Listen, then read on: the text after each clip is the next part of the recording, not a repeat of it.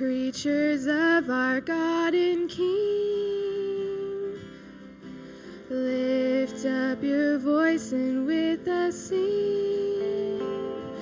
Oh, praise Him, Alleluia. Thou burning sun with golden beam, thou silver moon with softer gleam. Oh, praise Him, oh, praise Him. Alleluia, alleluia, alleluia.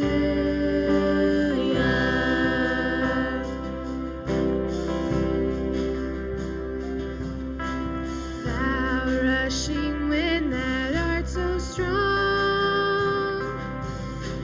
ye clouds and sail in heaven long. Oh, praise Him, alleluia.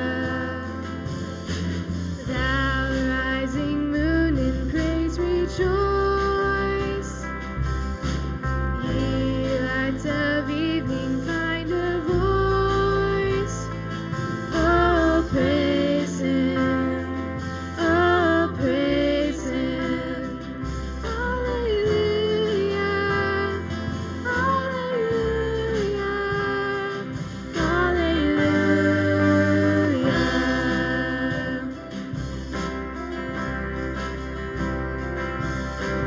Let all things their Creator bless, and worship Him in humbleness.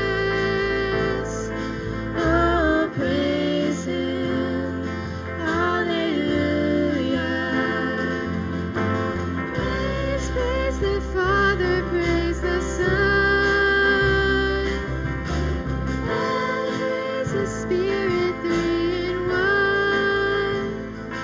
Oh, praise Him, oh, praise Him. Alleluia, alleluia,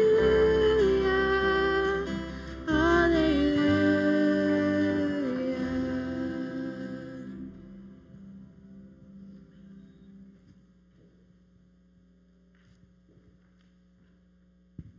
Good morning. You can be seated. Good to be together this morning to worship, to celebrate who God is, how He loves us, what He does in our midst. Just a few announcements to get us started. Actually, more than a few. There's several, so I'm going to try to move through them quickly. The first thing I want to say is you probably noticed that we have green grass. So I want to just say thank you to all of you that came out yesterday and braved the cold morning to start laying sod. It looks really wonderful out there, so we just want to acknowledge your hard work and say thank you to all of you that were here for that. So next Sunday, we have some special guests visiting us from Asia, and so to welcome them well, we want to have a carry-in meal. It's kind of short notice, so we want to make sure to really let you know that we want all of you to be able to participate in that. So we're just asking that you bring a dish or two to share. It'll be potluck style, and just come and welcome our guests. We'll have conversations and just celebrate the fact that they're here with us. So that's next Sunday, October 20th, carry-in dinner following the service to welcome our guests. So on October 23rd, there's going to be a meal, a brunch for our senior adults taking place at 10 o'clock. So we also want to invite all of you. Several of you have been to the first couple that were here, and so this is kind of a fall-themed brunch for our senior adults to come and enjoy a meal together, sing some hymns, and then share some of your favorite fall memories. So you're all welcome to participate in that. I get to go to that as an honorary member. So I've been invited to all of them, and it's a wonderful. Thanks, Tim. That's the first I've heard that. I appreciate it. Tim says I'm getting there, so there's a little more salt and pepper in the facial hair these days, so I'll take that as a compliment. So So that's October 23rd for our senior adults. Just a reminder, we did change the date for our trunk or treat. It was originally slated for Halloween, and we've moved that to Saturday, October 26th. Just feel like that fits a little better with other schedules and other trunk or treat events. So that's from 5 to 8 p.m. So just mark that on your calendars. Be thinking of the ideas how you want to decorate your car for trunk or treat. This is a great way to let our neighborhood know that we care about them and that we want to participate in life with them. So please be here for that. On the 17th of this week, we have a friend, Mark Rukas from Rose Hill, that's going to be running the 100-mile Run for Missions. So it's been a couple of years since that's happened. Mark's going to start at the Ministry Center down by Friends University, and he's going to run 100 miles to the new auditorium at Barclay College in Haviland. So he's starting at 9 o'clock Thursday morning. There'll be several of us joining him as crew and pacers and things like that. But Mark is doing the whole 100 miles from beginning to end. So we want to lift him up in prayer, first of all, but also we want to let you know what that's about. Mark's doing this to raise money for the Mid-America Yearly Meeting Missionary Blessing Fund. And if you're not familiar with that, it's a fund that the Missionary Board of Mid-America collects, and they use it to support our Mid-America missionaries in their continuing education.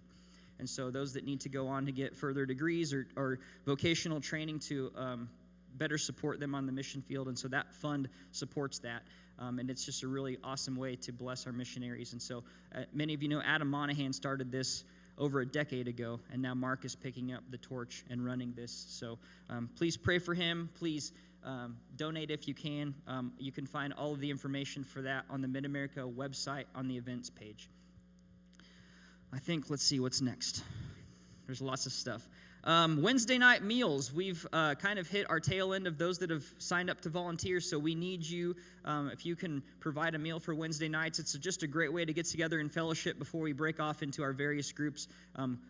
Junior high quiz happens that night. High school small groups happen that night. Of course, Awana. There's a couple of adult groups. There's even a group for the Financial Peace University that's made up of all people outside of Northridge, which I think is awesome. We have a group that's all people coming in from outside to get the teaching that we have to offer here. So, but the meal's kind of what kicks that all off. It starts at 5:30. We just come together and share a meal together and then break off into groups. And we need help, people signing up to provide these meals. So you can talk to Carmen Locke if you have questions about that. There's finances to provide for ingredients and things like that. So talk to Carmen about that. And the last thing I want to acknowledge is on Sunday, last Sunday, many of you know we had a business meeting, and I want to just acknowledge that was a really wonderful time of worship together as we talked through what God's done this past year and what He wants and desires to do through us in the following year. So for those of you that haven't heard, we did approve a 2020 budget. The general budget was approved for $416,596. And as part of that announcement, I want to invite Parker to come forward. Where's Parker? He's all the way back there. And Krista, where's Krista? Come on up here.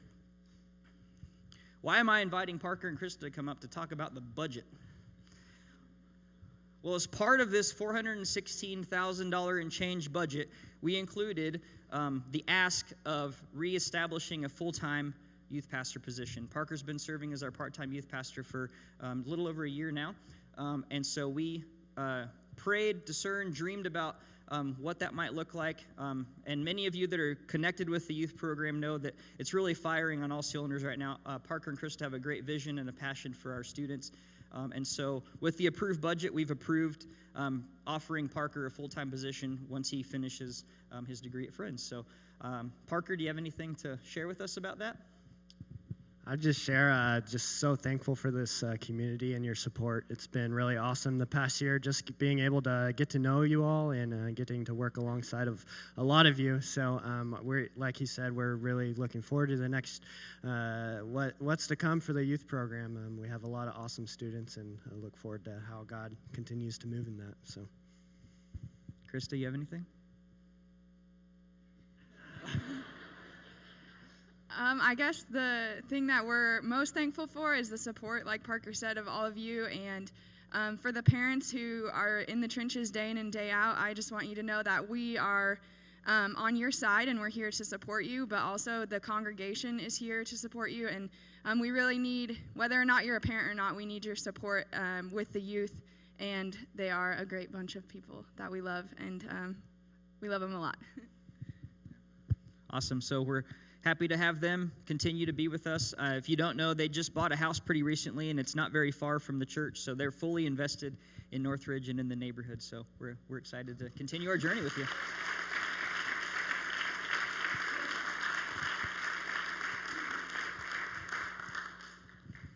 If there was any question about that decision, as soon as I announced it, you should have seen the faces down here light up. I think it was the right move. So I also want to just bring to your attention, last Sunday we provided you with what we call a narrative budget, and a lot of you have had that in your hands last Sunday. So we have a follow-up document for you to consider this week. It asks the question, where does my offering go? So it has that same kind of pie chart that we offered before. Now that it's approved, this is where the budget will go next year. And so it kind of breaks it up and shows you how every dollar that you give and tithe to the church, how it gets divided into the various ministries that we have.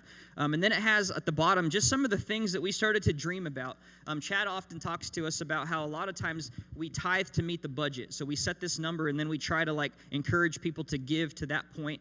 And Chad continues to challenge us, what would it look like if we actually budgeted to meet our tithe? What if we were overwhelmed and blessed financially and we had to dream about what it might look like to do ministry through all the things that God's provided for us? And so we started to dream about what that would look like. And we shared some of those dreams at the business meeting, but they're also listed on this sheet. And then on the back of the sheet is a chance for you to dream alongside of us. We don't want it to just be the dream of 5 people or 12 people or 15 people. We want to dream together as a church what it would look like to make Christ known in our neighborhood, city, and world. And so there's an opportunity for you to actually share some of those dreams with us. What gets you excited when you think about the future of the ministry of Northridge? And we want those. We want you to take some time to pray over that, to fill these out, and then bring them back to us. You can put them in the collection boxes. You can drop them off at the office, but make sure that we get them back because we are better together.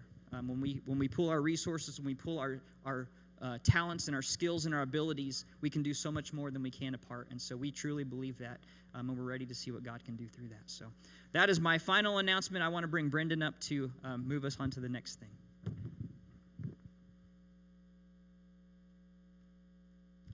Thank you, Manny.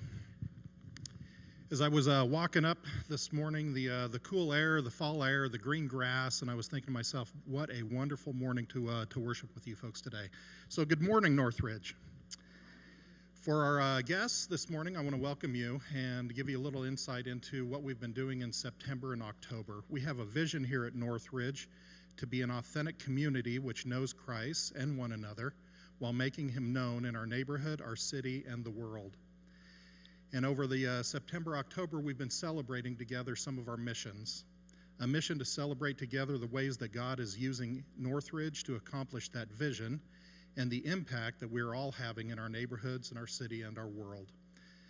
In the coming weeks, you'll continue to see and hear more stories from those that we partner with to achieve this mission.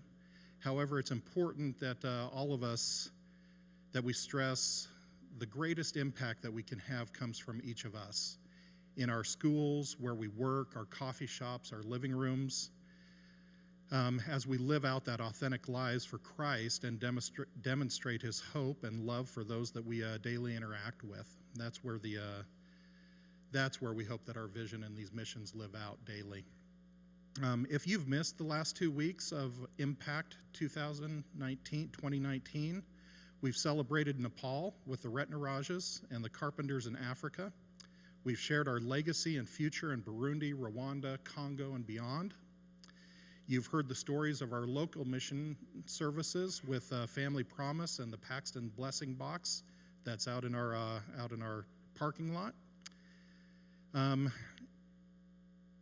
just how God continues to use us in having an oversized impact in our own parking lot across the street and beyond into the global world. The next week, you'll receive our annual pledge cards for Beyond Northridge. And this is part of our budget that is used for exactly what it says, beyond our regular giving. It's for the individuals and the organizations that we partner with to be the salt and the light. Beyond Northridge isn't an alternative to our regular giving. Your faithful giving still is the way that we provide for the needed resources in stewarding this building, the ministries that come out of this building, and the operations for it. Beyond Northridge comes from 3 different places. It is our excess capacity to give beyond. It's our intentional sacrifice to give beyond as God calls, and it's by our obedience to God and the faith in Him to provide that which He has called us to do. So as we continue, the request is next week when you receive this pledge card, over this week that you're talking with your families, that you're prayerfully imagining, and Manny talked about that dreaming that we did, that you're prayerfully imagining what God can do abundantly of the what's next, and preparing joyful hearts as we watch what He does with that faithful giving to steward this church and beyond. So as we continue to celebrate Impact 2019, I have the pleasure of asking Donita a few questions. And we've kind of surprised her a little bit this morning. I'll come down. About one of our local ministries, which is the McLean Bible Study. Last night I heard a story that I want to share real quickly about how all of this kind of comes together. It was Lois Wells, I believe, and it was Kelsey Bowler, who at McLean Bible Study, Kelsey decided to attend McLean's Bible Study, received the Lord at some point in time in there. Along with that, a whole bunch of other things came together. The Busbys had been reaching out to Larry. We all know Larry, personality easy to get to know. But the Busbys had been asking, why don't you consider Northridge there? Somebody else had been reaching out to Shannon and talking about our moms group here at the church. So kind of all of these 3 things impacted all at one time. And now, as of last week, we were able to celebrate a marriage with the Bowler family. So just the way that our ministries out of this church are impacting our neighborhoods, our cities, our people, all of these things. So a celebration again for Impact 2019. Donita, thank you for coming up as a surprise this morning. With McLean Bible Study, tell us kind of what that mission is for that group. Okay, well, if you can think back to when you were in kindergarten up through 5th grade, and you've been sitting at a desk all day, and you got out, and you got home, think of the things you like to do, run, jump, play. Well, at McLean, we have about 45 kids that as soon as school is out, they come down to the old library, and they sit down at desks, and they have a snack. And they have a lot of energy, and they've been sitting all this time. So, but during this hour and a half that we have with them, we do a Bible story, they do a memory verse, and we have a mission story. And then they have other paperwork things that they can do, hands-on things to keep them busy. So that's what we do, and recently we've just had Joseph as the Bible story, and a little girl in Nigeria that had been accepted Jesus as her Savior, and she was put in the goat house. But in her suffering for Jesus in the goat house, she started singing a beautiful song of praise to Jesus, and everybody in the village came out at night, and they found out who it was. She was singing in the goat house about Jesus that was in her heart. And then she went on to share Jesus with many in her community. So we are planting seeds. We're telling them about Jesus. This past time, the little girl said, "Do you have to be a Christian to come to this club?" And we said, "Anybody can come to this club." And then the conversation came, "Well, what do you have to do to be a Christian?" The kids are asking this. And so then we could tell them about the different steps, and we prayed the prayer and with everybody there. So that's kind of what we do at Bible Club. Wonderful. So pray in all things at all times. Beyond prayer, is there anything else that this congregation can help with McLean? Well, first, we want to thank you for all the snacks that you've sent because you're very good at providing that, and the kids love their snacks. And so thank you for that. And then prayer is very important. So thank you for praying. If you could pray every Tuesday afternoon, starting like at 3 till 5:30, because teachers are arriving and setting up, that would be wonderful. And then volunteers are great. If you could give some time. Last year we had like 2 people, 2 adults, or junior high school kids at each table, and that was wonderful. This year, not so much. And so if you could just squeeze out that amount of time and come, it would really help us so we could give one-on-one help with the kids, because they are active, and sometimes just a presence beside them helps to calm them down. Donita, thank you so much. What an incredible ministry that's being offered here in our own neighborhoods. As we continue on with the regular service, why don't you stand, greet one another, and let's continue to celebrate life together.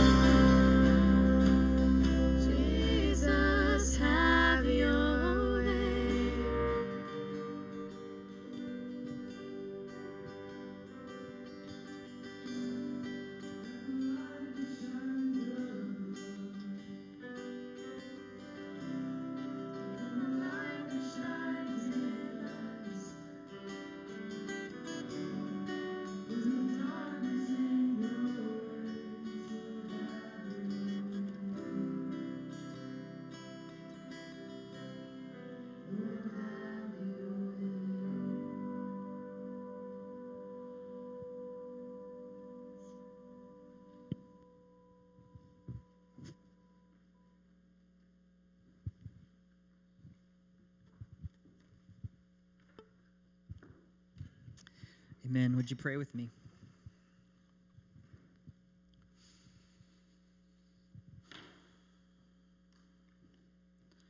Lord, may that be the cry of our hearts, that we truly desire for you to have your way with us. As we continue our worship this morning, Lord, we pray that you would bless Dan as he brings a message, that you would allow our hearts and minds to be open to what you have to say to us. Lord, speak to our condition. Help us to respond. In Jesus' name, amen. We're really blessed this morning to have with us the Executive Director of Evangelical Friends Mission, Dan Kamick. I met Dan for the first time maybe about 6 years ago. And Dan was actually one of the first people that we shared that we were discerning a possible call to Northridge. And so Dan was one of the first friends to pray with us about that possibility, and worked out pretty well. So Dan's a good friend, and we're just really excited to have him here with us. So would you help me welcome Dan Kamick?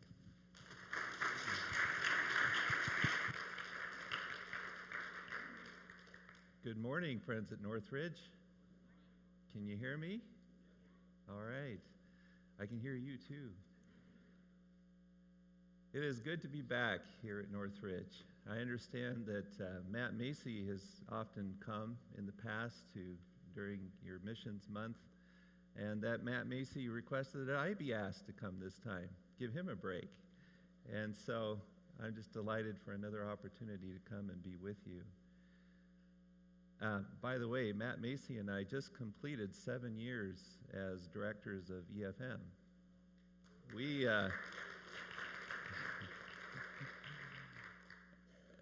We didn't think it would go quite this fast, the time. But you know how time is, right? How time marches on and sometimes goes quicker than you think.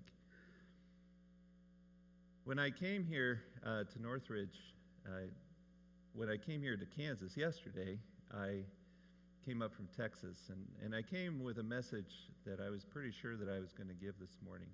But as I was going to sleep, trying to go to sleep last night, I just felt impressed to share a different kind of message with you this morning, one that I don't often share. But given the great presentations that you guys have been hearing already from real-life missionaries, right? First-hand reports, perhaps this message will just help add a different dimension to your missions month. But I'm going to start out like I normally start all of my messages these days, with just a brief review of the Great Commission of Jesus Christ. So we'll go on to the next slide here. This is probably the briefest summary of the Great Commission. Jesus talked about it several times with his disciples, but this is probably the shortest, most concise form of it.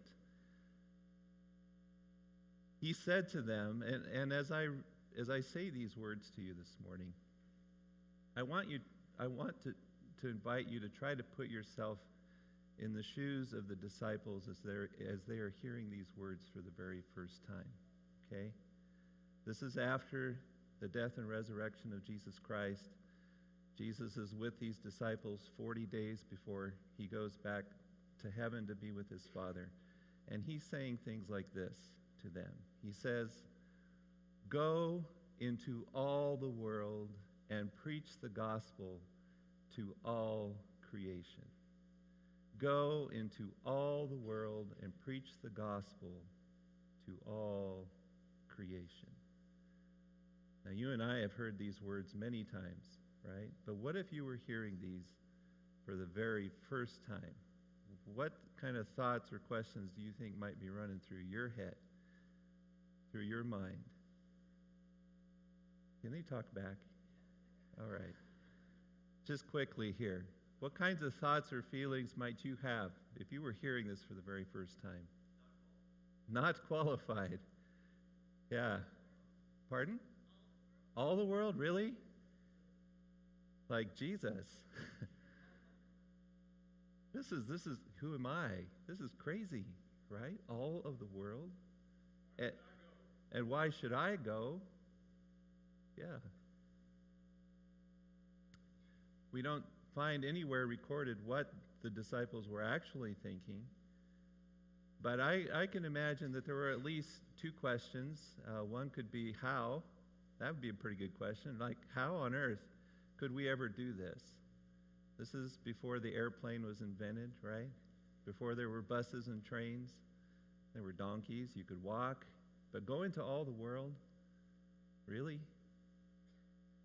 And then I think maybe a second question that would have come right behind it is, and what is this going to cost Jesus? What's the budget for this? Where's the money coming from to do this kind of work? My goodness. And as far as I know, Jesus never did unpack all those details before he left. He didn't really need to. He just told us what we are to do. Go into all the world and preach the gospel to all creation. As crazy as that sounds, as impossible as that sounds, that is still the Great Commission for us today. Well, how does this actually get carried out? That's a story that I want to tell you today that goes some ways back into history. And this story, as you'll see, is personal to me, but I also hope that you'll see that it's not just personal to me. There are ways in which we are connected through the story I'm about to tell you. Every story has to have a beginning point, and so I choose to start it with this woman here. This is my great-grandmother, who I never got to meet. She died like 6 years before I was born. She grew up in Iowa, and she went on to become a farmer's wife, but she grew up in a Quaker family. Her maiden name was Stroud. And she went on to meet a Kamek by the name of Ralph and married this man, my great-grandfather, Ralph. They were married in Iowa in 1902. And shortly thereafter, they moved to Oregon. They moved from Salem, Iowa to Salem, Oregon. They liked Salem. Is there a Salem, Kansas? Anybody? I don't know. There should be, right? I think there's one in every state almost. So they went to Salem, Oregon, just south of Salem, Oregon, and started a farm. And this picture was taken in 1908 when they'd built the farmhouse, and some of the barns were there. Next. That farm is still in our family today. This is what it looks like. Next. What attracted them were what they called prune orchards. There in the hills of South Salem, there were orchards of plum trees, which would be harvested and then dried to make prunes. And in those years, in the first decade of the 1900s, the first and second decades, there was quite a market for these. And so this is what drew them out there, what got them into farming. Next. This is the farm on which they began to have children and raise their family. These are the first three. The one in the middle, their oldest, her name is Helen. And then sitting on Daddy's lap, her name is Laura. And then over on Mama's lap, that's my grandfather, Forrest Kamek. Next. Right across the road from the Kamek farm was Rosedale Friends Church. Rosedale Friends Church, little church. And the Kamek family didn't have far to walk, just had to go across the road. And they became quite active in this congregation. Next. In fact, Mary Kamek, she was named in 1914 the missionary chairman. Turns out my great-grandmother was the Danita Carpenter of Rosedale Friends. And she had a rather ambitious program for Sunday school. You can see what she did. She made sure that there was always a missionary class offered at Sunday school time. She also made sure that there was always a 5-minute missionary presentation during Sunday school. You know how they used to do an opening? before they would divide into classes. That's probably some of the time that she took advantage of to make sure everybody got a 5-minute update every Sunday. And then the first collection of each month was for missions. So this is her strategy. Notice what else is here. See, this is not just my story, it's also yours. Who are they supporting as missionaries? The Chilsons.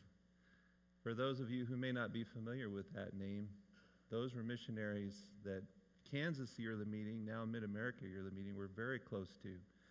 The ones who eventually founded the work in Burundi, but were in Kenya before that.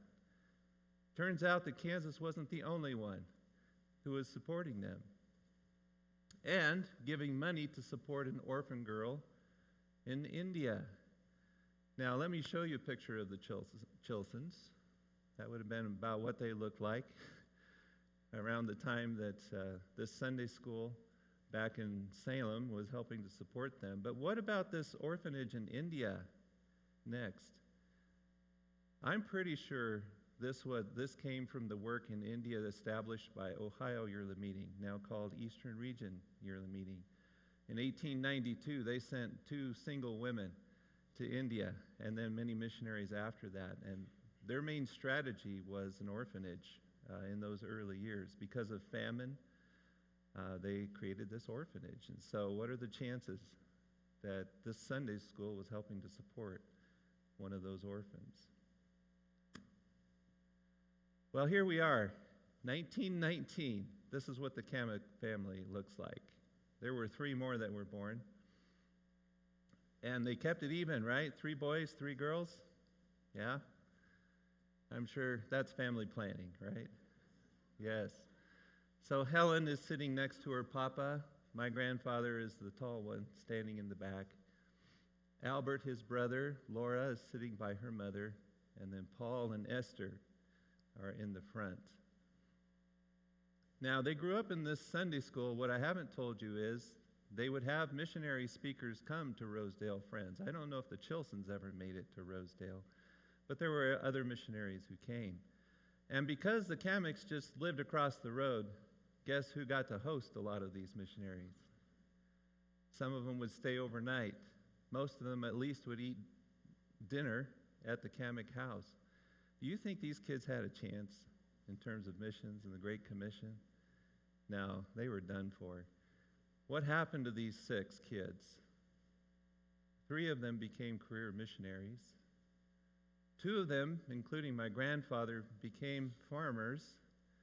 Farmers in order to support missions is the way they put it. And they also did short-term missions on their own later on in life. And then Esther, little Esther, sitting there in that little chair. She never did leave the country as far as I know, but in her local church, she was always promoting missions. So yeah, they drank the juice and they could not get rid of it. This is what happened to this family and this influence from their mom and others as well. I also want to say one more word about Mary. You know, I never got to meet her like I explained earlier, but the 2 things that I've always heard about her, from my dad for one, who knew her, is that she was a woman of prayer and that she believed in the Great Commission. She was a woman of prayer and she believed in the Great Commission. And this is a woman who never left the United States. The furthest she ever went was from Iowa to Oregon. She was always a farmer's wife, but of course volunteered in the churches and was quite active there. But she was a woman of prayer, and she believed in the Great Commission. 1919.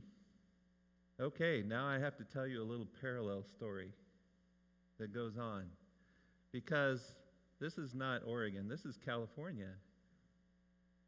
And one of David Thomas's ancestors is in this picture. In fact, it's the young lady, the third in from the left. She became a Thomas, okay? Her last name was Kellogg. And so this would probably be like the David Thomas you know. would be like his great-grandma probably. But they are part of a Friends School, training school for Christian workers in Huntington Park, California, a school that was interdenominational, but was also mostly Quakers, mostly Friends from California and other parts of the country where young people came to study the scriptures and also to study about ministry. And this is a Bible school program that produced a lot of missionaries. And so the school actually started in 1900. This picture was taken in 1916.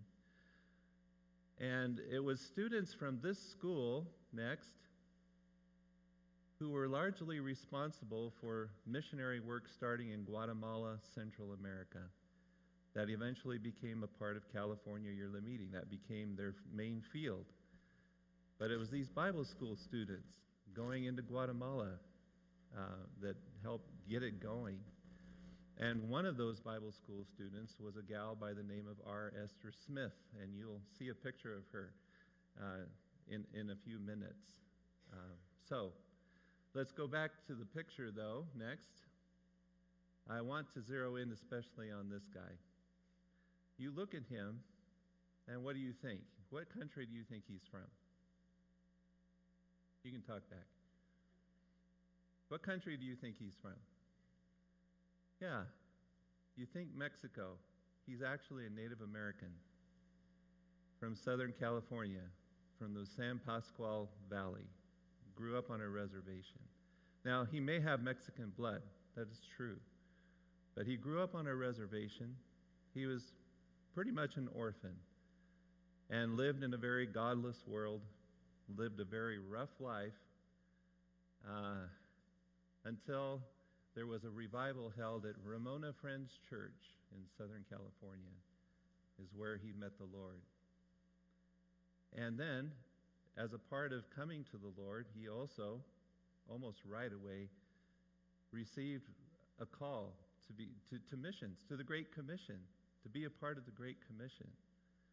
And so he wound up at that school for training Christian workers there in Huntington Park, California. And he went on to the Philippines. He was so excited to get out to the mission field that he couldn't wait to graduate. He was only there in school 2 years, and then he took off for the Philippines. And he went with a mission called the Panayal Mission, which their main method of missionary work is handing out gospel tracts and selling Bibles. And he did that for 10 years in the Philippines, got malaria, and had to come back to California, and then decided to finish school. So this was his graduating class picture that you saw just a moment ago in 1916. But he'd had that 10, 11-year stint in the Philippines, and, he could have been done at that point. But instead, the Lord began to lay a different country on his heart, and it was the country of Bolivia in South America. So he talked after his graduation and he paid off his school debt, he talked again to Panayal Mission to see if they'd be willing to send him. And they were. And so in 1919, I showed you a picture of the Kamek family in 1919. 1919 is when William Abel went to Bolivia. Now, Bolivia, let's say a bit about Bolivia. Anybody been to Bolivia in here? Want to see some hands? No? I'm the only one. You need to go to Bolivia. This is Bolivia. And William Abel next went to the Lake Titicaca area, which is 12,600 feet above sea level. How would you like that? 12,600 feet above sea level. You think it's cold up there? Yeah, it is. Next. And around Lake Titicaca, there is a people group called the Aymara people. And they have their own way of dressing, they have their own way of eating, they have their own religion, etc., etc. So they are a people group. And in those days, they were considered one of the unreached people groups of the world. Next. This is some of the women and how they dress. Next. This is also where the potato originally comes from.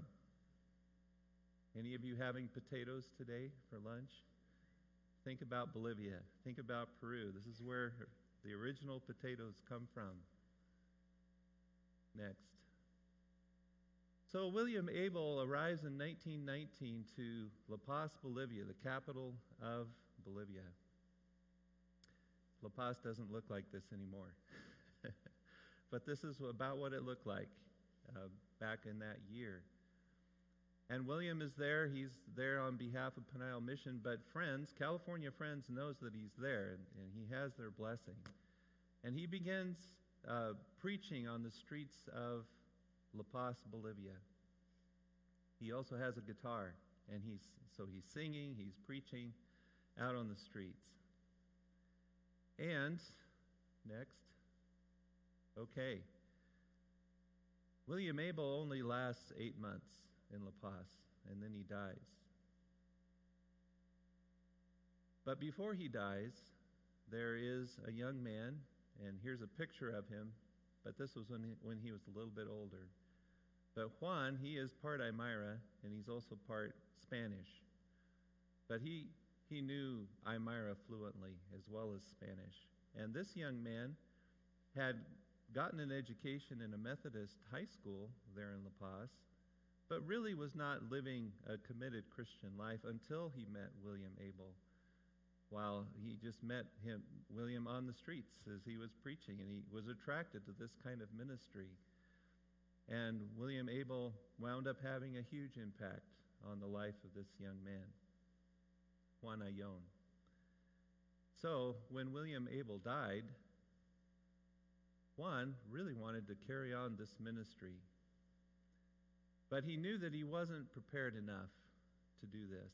And so evidently William had had a conversation with Juan before William died and recommended that he go to Guatemala to train himself for ministry. And so that's what Juan did, except you can see the route that he took.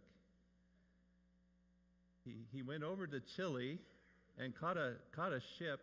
This guy didn't have any money, so he had to work on board the ship in order to earn his fare. The deal was that he would be dropped off in Panama, at the Panama Canal. From there to Guatemala, it's still a fair piece, but you can get there. But when he got to Panama, they had problems with immigration, and they wouldn't let him off the ship, so he wound up in New York. Okay, so he's in New York. He's far away from Guatemala. He's far away from Bolivia, for that matter. How is he going to get to school in Guatemala? Well, a police officer who boarded the ship happened to know that there were some Quakers in New York, because Juan explained his situation. And so it was through a police officer that he got connected to a Friends church in New York. And then the Friends church in New York called up California and said, hey, you have a student who needs to get to Guatemala. Can you help? And sure enough, they could. And so they sent Juan to California, and then from California on down. And he was only like a week late to classes, but he made it. He made it. So that explains the route. Next. And while Juan Ayon is in Guatemala, he meets a Honduran young lady from Honduras. Her name is Tomasa, and they decide to get married. She's also a student at this school. And so they go ahead and get married, and then in 1924, they go back to Bolivia.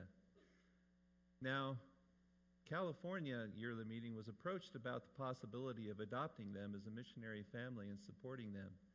But California Yearly Meeting felt like their hands were already too full with the work that they had. And so it was the Guatemalans and Hondurans who maintained this family as they went back to Bolivia with their offerings and with their prayers for the first 6 years of the work there. Isn't that something? Guatemala and Honduras, they were just recently planted themselves. but they began missionary work right away. Next. But the work grew to such an extent that it was starting to be too much for Honduras and Guatemala to maintain financially. So our Esther Smith, here is our Esther Smith. She is the one who went to Oregon in June of 1930. June of 1930, she made a visit to Oregon Yearly Meeting and asked, because she'd heard that Oregon Yearly Meeting didn't have a missions field of its own, would they be interested in taking on this work in Bolivia? Next. Well, this is what the Kamek family is looking like in 1930. You'll notice that Grandpa is now gone.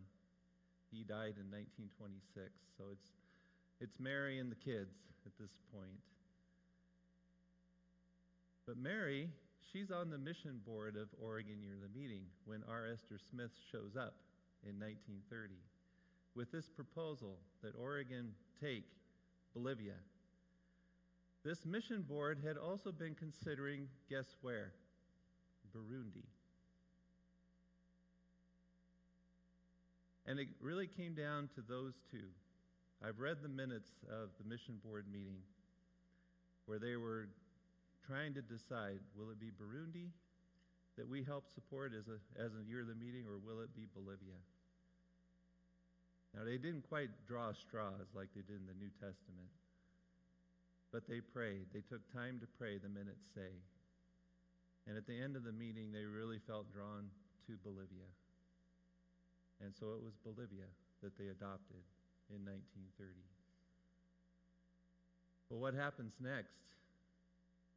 The first missionary to go out of this family is Helen, the oldest. And in 1932, she went to Bolivia. This was her farewell picture that you can't tell, but she boarded the ship in San Francisco and sailed for Chile and then up to Bolivia. Next. And eventually there was a missionary team that was formed that worked with the Ayones, with Juan and Tomasa Ayon, and helped develop the work there. Next. And Helen, she was a school teacher, but she'd also been to Bible school. And she spent time with families like this, learning the Spanish language. Next. She lived in the city of La Paz, but she also spent time out in the countryside near the lake. And this was her main mode of transportation in many of those places that she went. Next. There's a church that still is there in Bolivia that my parents and I visited this year in the month of April, Amacari. And this is a church that she visited often during her years in Bolivia. Next. Here we are. This is my dad preaching there in April of this year. It was really cool to be in the same space where Helen had been. You know, I never got to meet Helen, and you'll find out why in just a minute. Next. But here's Helen. She's dressed up as an Aymara lady. She's actually in the United States at this point on deputation, but she's showing people how the Aymaras dress, how they carry their babies. This is my Uncle William she's carrying. I show you this picture because at this point she's also learning the Aymara language, which is like any Native American language. It is difficult, a very difficult language to learn. In fact, very few of us who have served among the Aymara have actually learned it well enough to be able to preach and teach in it. But she did it. So she became very much like the Aymara, and you can imagine how much the Aymara people loved her. In fact, when it was time for her deputation, there was a request from the Aymara believers that she not be allowed to come back to the United States. They wanted to keep her there. Next. But she went. She found a way to get back to the States. This was Christmas of 1937 that they were together. Next. And then, just before she went back to Bolivia for her second term of service, it says here that on June 10, she had an opportunity to speak to the yearly meeting during their annual gathering. And this is part of what she said. God has whispered John 12, 24, and 25 to me. This is from the King James, I'm sure. Verily, verily, I say unto you, except a corn of wheat fall into the ground and die, it abideth alone. But if it die, it bringeth forth much fruit. He that loveth his life shall lose it, and he that hateth his life in this world shall keep it unto life eternal. These verses in John indicate that by dying, we live, and by bleeding, we bless. The world says that we are throwing away our lives, but I go back to die that others may live. These are the words that have been recorded from that message. Next. So she did go back for her second term, and she was there for about 4 years, 5 years actually. And at that time, the mission board had a policy every 5 years, then you come back to the United States. But she asked for a 6th year, which proved to be a fatal request.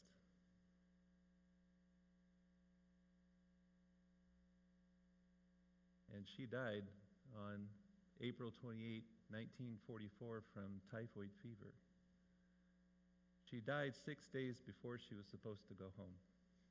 She had the plane tickets to go. And this is what happened. At her funeral, there were 3 languages that were spoken: Aymara, Spanish, and English.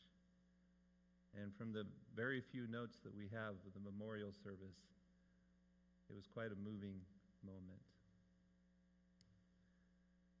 One of the nurses who sat with her during her last hours had this to say: her face was so radiant with the love of Christ. She surely looked like an angel. And then Tomasa Ayon, Juan's wife, she had this to say: many times we saw her shed tears and pass through trials, but she was never discouraged. She made herself beloved in all the field because of the pure love that she had. That's what she was remembered for. There are very few in Bolivia who are still living who remember her now, but this is still the impression that they have of her in the memories that they share with us. Well, time is marching on. I'm not going to keep you till 12:15 today. This is her tombstone in La Paz, Bolivia. And as you can imagine, her death had quite an impact on our family. Next. For one thing, her brothers went to see the grave. And her younger brother, Paul, he was asking the question, who is going to replace Helen in Bolivia? And felt the Lord calling him and his family to go. And they did. They went and served there. And there's others of the Kamek family who went. My grandpa did some of his short-term missionary service in Bolivia as well. Next. Of course, Helen's death, even though I never met her, has had a huge impact on my own life. Next.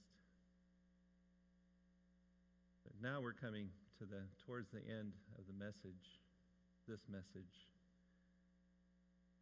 This is La Paz, this is this year, La Paz, Bolivia. Think about William Abel, and think about Helen and other missionaries who served there. 1919, right? That's when William Abel went.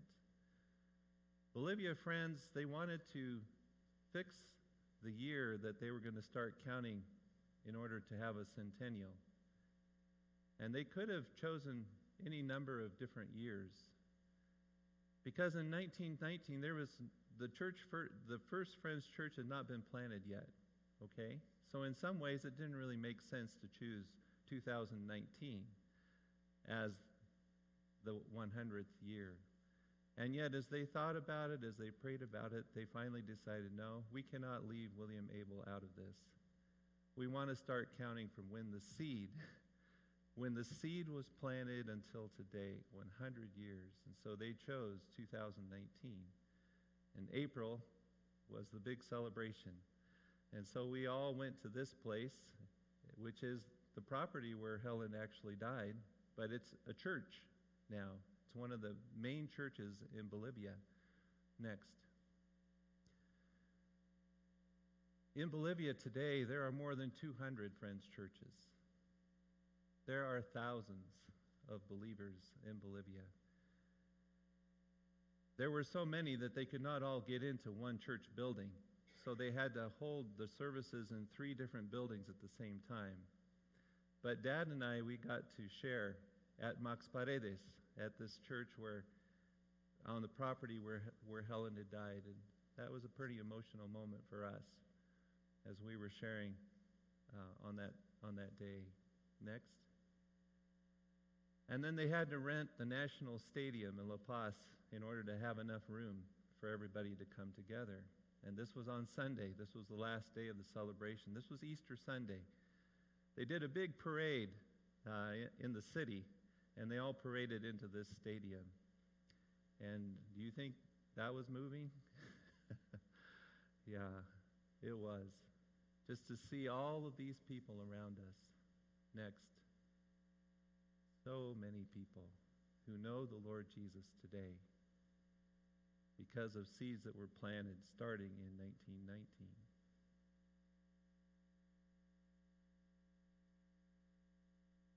The beauty about telling stories is there are so many lessons that can be drawn out. But I only want to just mention 2 briefly, the ones that are most on my mind today as I speak to you here at Northridge. The first is this story, what it says to me is that the Great Commission of Jesus Christ is indeed costly. It is indeed costly. For some of us, it costs us in terms of the length of our life, right? As you've seen. For some of us, it costs us our health. For some of us, it costs us the ability to have a family. There's all kinds of costs associated with carrying out the Great Commission of Jesus Christ, whether it's overseas or even here at home in the United States. There is a cost associated with it. But what about the fruit? What about the fruit? Is the gospel of Jesus Christ worthy of laying our lives down and being willing to pay the cost? Being willing to pay whatever price it is? Is the gospel of Jesus Christ worth that? I hope this story helps answer that question in some way for you today. Yes, it is. Yes, it is worth it. It is worth it.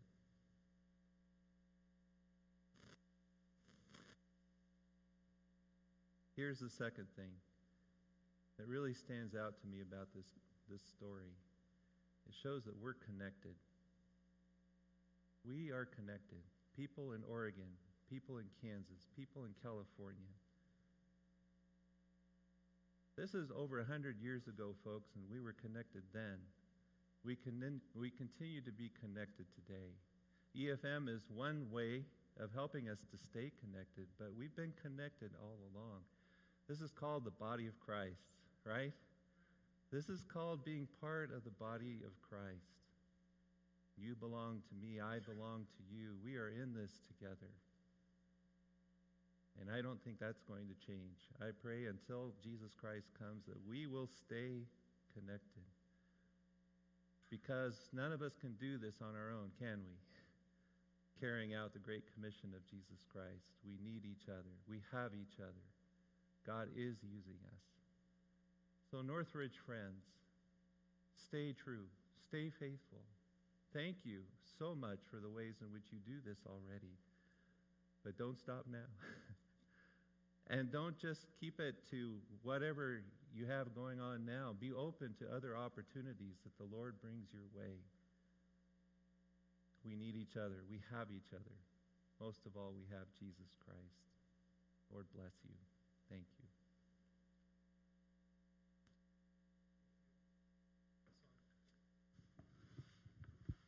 Can you hear me? Thank you. Dan, if you'll stay up here just a minute, I'd like to close in prayer with you in just a second. A reminder, the boxes are out in back, so you can give your offerings and your connection cards in back. And these stories are powerful. They are incredible. And what I hope happens from them is, as you go out through this week, think about these stories and imagine and dream about how God can use us in great and mighty ways and abundantly as we consider beyond Northridge going into 2020 and the pledge cards coming. So thank you for your faithfulness. Thank you for listening to these stories and them being buried into your hearts. Dan? From 1919, we heard this morning on, and that legacy and going forward into the future. God, I pray that you continue to use us as a connected body. And after 7 years of leadership over EFM, continue to ask that Dan and Matt and the organization would thrive, that they would have your peace, that they would have your continued movement as these stories continue to grow around the world, and as Dan helps to steward that leadership. Thank you for his life. Thank you for coming and sharing that with us. And we ask for your continued blessings over him, his family, and the leadership of EFM. In Christ, in your name I pray, amen.